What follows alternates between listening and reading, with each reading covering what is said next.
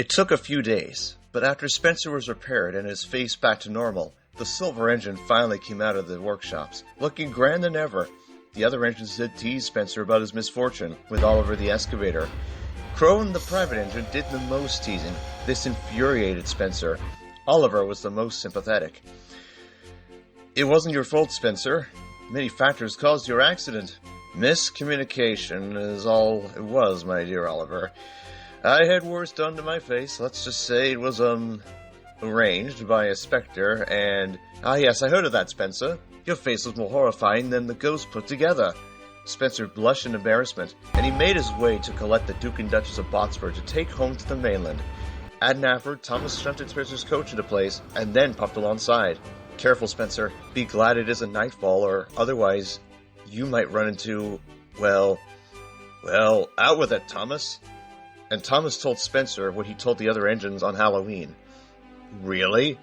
An engine with half of a face and smoke box door? That's impossible." "Spencer, you weren't even built when this happened. I know it happened because me, Edward, Winston, and even Neil helped build the rails we run on today." Spencer ignored Thomas and puffed grandly away, leaving a concerned Thomas. Spencer was making excellent time. The coach clattered nicely behind, and the Silver Nugget was making a grand entrance, and nearly an ass out of himself when he was approaching Crosby Bridge. It seemed to Spencer that there was something on the bridge. "Oh shit, not again!" said the driver, and applied the brakes. Spencer stopped just inches from the object. It was a cow that was stranded on the line. The cow wouldn't budge. He was a lazy sort. Spencer's driver and fireman tried to shoot the cow. Spencer wheezed steam and blew his whistle, but the cow wouldn't move. Eventually, they gave up. "We will be late at this point, and the holidays are nearing. We can't miss our connection at Barrow." It took some time, but after a while, Henry came by with a cattle truck, thanks to Henry's driver. He left large samples of steak, ham, and even potatoes as a trail to lead the cow into the truck. Once inside, the truck was secured, the line was cleared, and Henry left shortly in his own shit. "Gordon will get a great chuckle once he is, himself again." "Whatever does that mean?" Spencer said. "Gordon said that he saw it, half-engine on Halloween. He was so spooked that the lead coach was cut clean in half without a fault. It's lucky he wasn't halved." "But that's impossible. This story isn't real, I'm sure of it." "Well, if Oliver's bucket hit your flue sheet, you and many of us would have died instantly, old boy." "That is possible." Spencer silently agreed, and once it was safe to proceed, Spencer made his way to Barrow. It was very late by the time he arrived. The Duke and Duchess of Botsford didn't blame Spencer for the delay, but wished him a Merry Christmas as they boarded their train and departed for the mainland. Spencer brought back to the sheds. On his way, he felt very uneasy. The air was colder. Then it got a bit too windy. Suddenly, Spencer felt paranoid. "Who's there? Show yourself." "I'm not afraid of some fairy tale or prank." Then, as if on cue, Spencer could hear a noise in the distance, a shrieking noise. "Who's there? Damn it! Thomas, if this is a prank, I swear I will." But then Spencer's jaw dropped. He was terrified.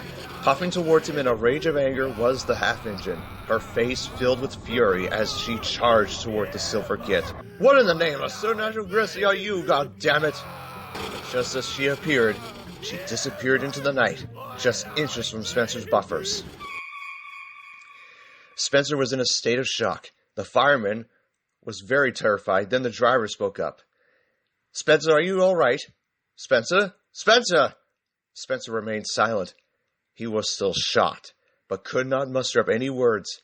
Then the fireman got down from the cab and instantly vomited at the sight he saw in front of him. Spencer's private coach was cut clean without a fault, just like Gordon's encounter back on Halloween. "Now how are we going to tell Sir Topham Hatt this?" "I have no idea, but I think we need to get the hell out of here." Spencer was uncoupled and telephoned the breakdown gang for them to take the coach to the works to be examined. Spencer puffed silently back to the sheds. There waiting was Gordon, Thomas, and Edward. They could understand why Spencer was so silent. "Thomas was right, my dear Spencer. I need to know something right now, Gordon. Is she a ghost filled with revenge? Only those that thought her deformity was funny. I tried to warn you, Spencer." Then Sir Topham arrived and spoke to Spencer. "Spencer, I am sorry you had a, rough trip back to the sheds. Rest assured you are safe here. Now, my father was desperate. The engine, despite its looks, proved to be as useful as she can be. Her deformity was not due to accident or curse. It just happened during her build. I felt should not have been the reason. She was young, experienced. Deep down, I do believe the half-incher will find the piece she needs.